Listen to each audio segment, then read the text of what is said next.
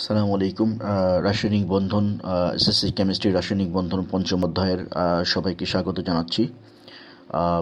রাসায়নিক বন্ধন চ্যাপ্টারে আমরা যে বিষয়গুলো আলোচনা করব সেটি হচ্ছে যে বন্ধন এবং বন্ধনের প্রকৃতি সম্পর্কে, এবং এই চ্যাপ্টারের সাথে সংশ্লিষ্ট যে সমস্ত বিষয়গুলো রয়েছে সেগুলো। তো আমরা এটি পুরো চ্যাপ্টারটিকে অডিও লেকচারের মাধ্যমে উপস্থাপন করা হবে, যাতে করে তোমরা তোমাদের প্রয়োজনীয় কোশ্চেনগুলো উত্তর খুঁজে পাও এবং বিষয়গুলো তোমাদের কাছে পুরোপুরি ক্লিয়ার হয়।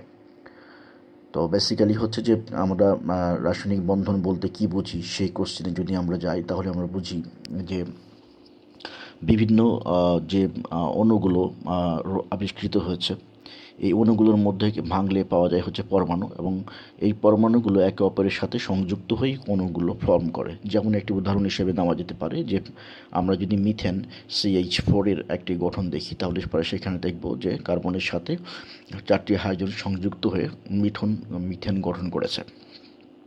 তো কার্বনের সাথে হাইড্রোজেনের যে সংযোজন বা যেভাবে বা যে প্রক্রিয়ায় সংযুক্ত রয়েছে, সেটি একটি বিশেষ শক্তির মাধ্যমে, বা সেটিকে আমরা যদি রাসায়নিক বন্ধন বা কেমিক্যাল বন্ডিংয়ের ভাষায় বলি, তাহলে সেটি একটি বন্ধন প্রক্রিয়ার মাধ্যমে সংঘটিত হয়েছে।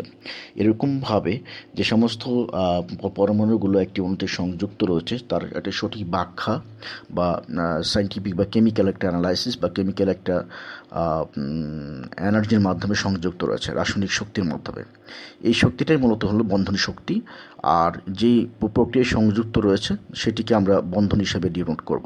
যেমন এই ধরনের বন্ধনগুলোর মধ্যে বিভিন্ন রকমের বন্ধন রয়েছে, যেমন হচ্ছে যে আয়নিক বন্ধন, সমযোজী বন্ধন বা কোভালেন্ট বন্ড, এবং হচ্ছে ধাতব বন্ধন বা মেটালিক বন্ড।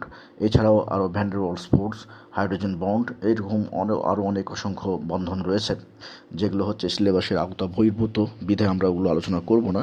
আমরা মূলত আয়নিক বন্ধন, সমযোজী বন্ধন এবং মেটালিক বন্ড এগুলো নিয়ে আলোচনা করব। তো এই chapter 5 chemical bonding audio lecture 1-এ এই বিষয়গুলো আমরা বন্ধন সম্পর্কে বুঝলাম, যে বন্ধন বলতে আমরা কি বুঝি, বন্ধন আর বন্ধন শক্তি তাহলে কি। এটি বন্ধন, আমরা তো রাসায়নিক বন্ধন বুঝলাম, বন্ধন শক্তিটা কি। বন্ধন শক্তি হচ্ছে যে শক্তির মাধ্যমে সংযুক্ত থাকে একটি অণুতে পরমাণুসমূহ, যে শক্তির মাধ্যমে সংযুক্ত থাকে সেটি হচ্ছে বন্ধন শক্তি, আর যে প্রক্রিয়ায় সংযুক্ত থাকে সেটিকে আমরা কেমিক্যাল বন্ড বলি। তাহলে কেমিক্যাল বন্ধন শক্তি মাধ্যমেই কেমিক্যাল বন্ড বা রাসায়নিক বন্ধন গঠিত হয়। আবার উল্টাভাবে যদি আমরা বলি যে রাসায়নিক বন্ধনকে ভাঙলে আমরা রাসায়নিক শক্তি পাই, আবার রাসায়নিক শক্তির মাধ্যমেই রাসায়নিক বন্ধন গঠিত হয়।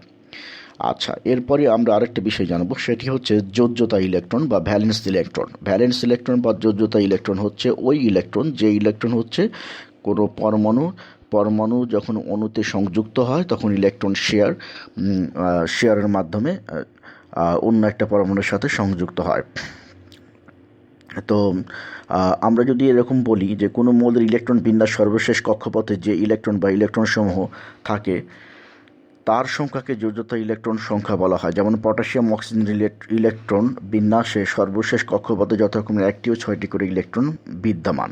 এটি তোমরা ইলেকট্রন বিন্যাস নিজেরাই করে নিয়ে চেক করে নিতে পারো যে আসলে এটি ঠিক আছে কিনা। তাহলে আমরা কি বুঝলাম, যে যোজ্যতা ইলেকট্রন হচ্ছে বা ভ্যালেন্স ইলেকট্রন বলতে আমরা ওই ইলেকট্রনকে বুঝবো যেটি যোজ্যতা স্তরে যোজ্যতা ইলেকট্রন সংখ্যা বলা হয়, অর্থাৎ যোজ্যতা স্তরে অবস্থান করবে, সেটি হচ্ছে ভ্যালেন্স ইলেকট্রন। আচ্ছা, এরপরে আমরা হচ্ছে যোজনী বা যোজ্যতা সম্পর্কে বুঝবো, অর্থাৎ এটি ঠিক ভ্যালেন্স ইলেকট্রনের ইকুইভ্যালেন্ট। যে কোনো একটা পরমাণুর সর্ববহিস্থ কক্ষপথে যতগুলো ইলেকট্রন থাকে সেটি তার যোজ্যতা ইলেকট্রন হিসেবে ডিনোট করা হয়। আমরা এইভাবেও সেটিকে ব্যাখ্যা করতে পারি।